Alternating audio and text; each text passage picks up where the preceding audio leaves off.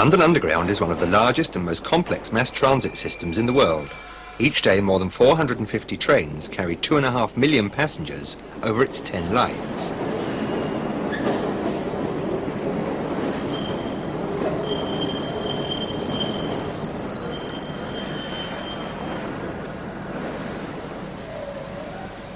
Electricity to power the entire undertaking is generated at London Underground's own power station at Lots Road, Chelsea.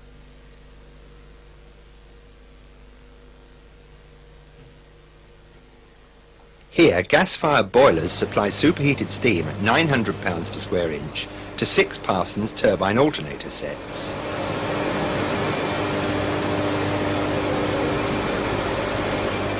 Each turbine runs at 3,000 revolutions per minute, and with all 6 online, power in excess of 150 megawatts can be generated. At periods of peak demand, further power can be generated at the gas turbine power station at Greenwich. This standby generating station is controlled remotely from the main control panel at Lots Road. Additional supplies can also be obtained from the national grid. From Lots Road, alternating current at a pressure of 22,000 volts is fed to the trackside substations.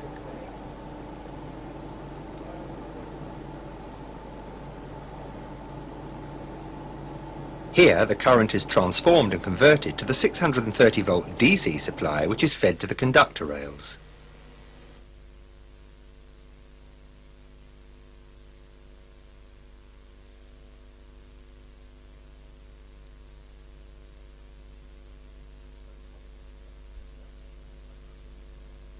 Both positive and negative conductor rails are mounted on ceramic insulators. Each substation is remotely operated from a central control room, which controls current distribution to the entire system. This operation is broken down into a number of panels, each one manned by a control room operator. He is the man who actually switches on and off the supply to any given traction current section. Each control room operator has a direct telephone line to the appropriate line controller, the man responsible for overall control of the traction current on the line in question. At this stage, let's have a look at a diagram illustrating the distribution of traction current. We can see that the power, at 22,000 volts AC, is fed to each substation, where it is transformed and converted to 630 volts DC. Each substation feeds this supply into the positive conductor rail of 2 sections, one in either direction from the substation. As the next substation feeds in the same way, we can see that each section is fed from both ends. This is called double-end feed. It prevents voltage drop within the section and ensures that the section is fed even if one substation fails. There are exceptions to this, of course. Terminus roads, sidings and depot roads are usually fed from one end only. This is called single-end feed. London Underground uses the 4th rail system. The outside conductor rail is positive. The one in the centre of the track carries the negative return, essential to complete the circuit.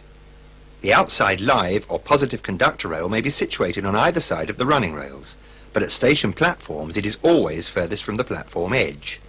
We can see that at each substation there is a gap, called a section gap, between the positive and negative conductor rails of each section.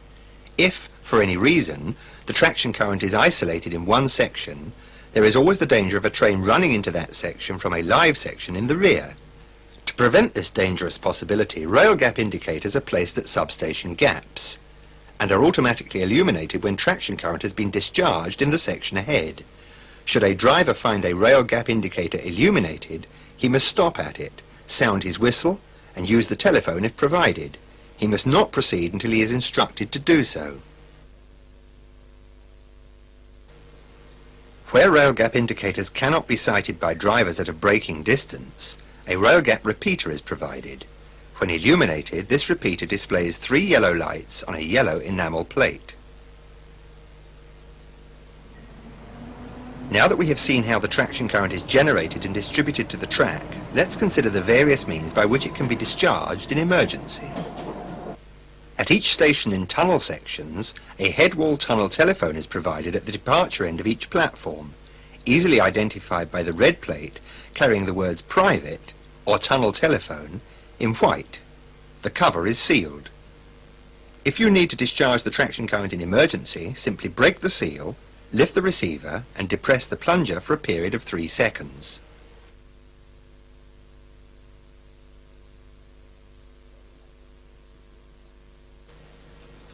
Tell the line controller who you are and where and why you have discharged the traction current. If you don't get a reply within 3 minutes, replace the receiver and make contact with the line controller via an automatic telephone.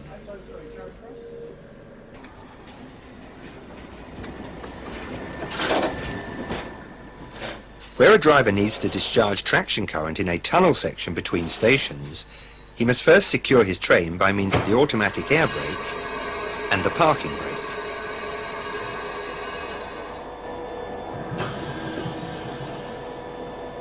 Then pinch the tunnel telephone wires, rubbing them together.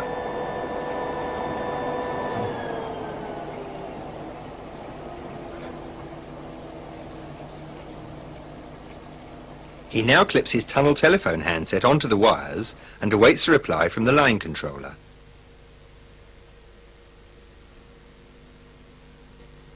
Again, he waits 3 minutes, telling the controller who he is and where and why he has discharged the traction current. Alternatively, he may contact the line controller by means of a mayday call on the train radio, reporting the circumstances requiring the current discharge.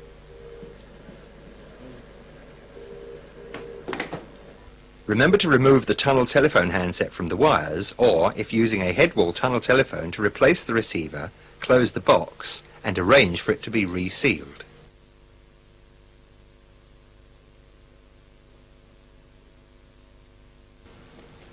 Once current discharge has been obtained, the driver must put down a short-circuiting device at each end of his train. Remember, most sections are double-end fed. In open sections, an emergency discharge of the traction current is obtained by request to the line controller by means of the train radio, signal post telephones, or telephones provided at stations or signal cabins. In all cases, staff must wait for confirmation that the traction current has indeed been isolated.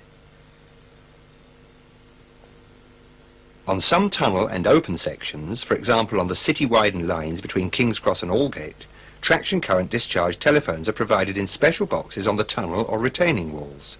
These are placed at regular intervals and alternate between ground and cab level.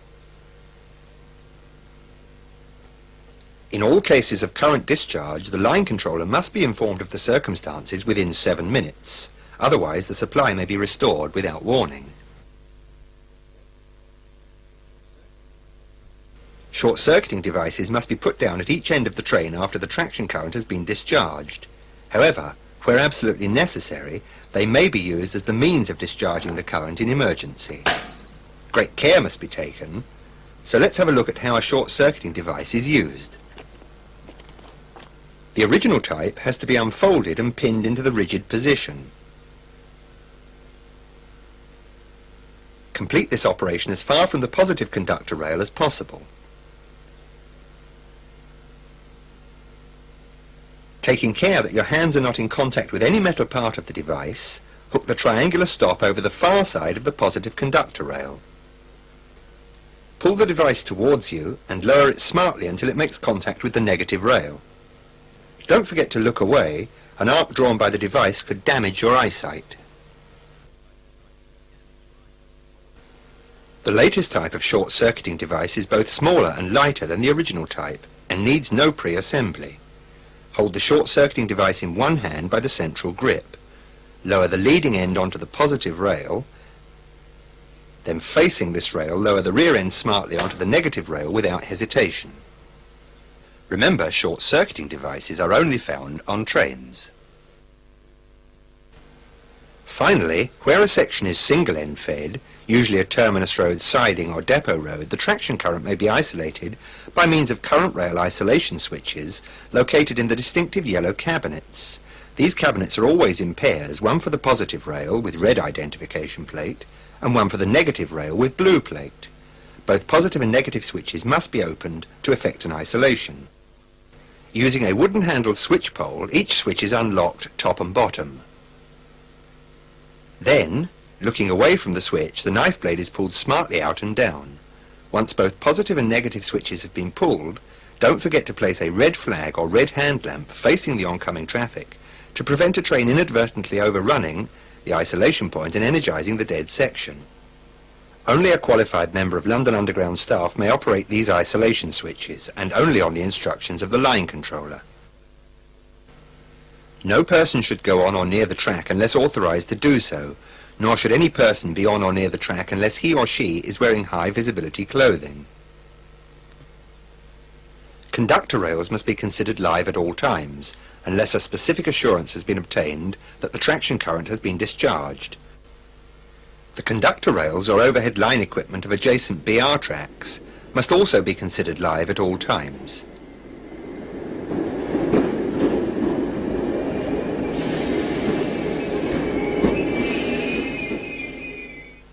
If for any reason the headwall tunnel telephone or tunnel telephone wires are defective, a T-board will be exhibited adjacent to the telephone cabinet. In the absence of a T-board, a member of staff will be posted to warn drivers that the headwall tunnel telephone is inoperative.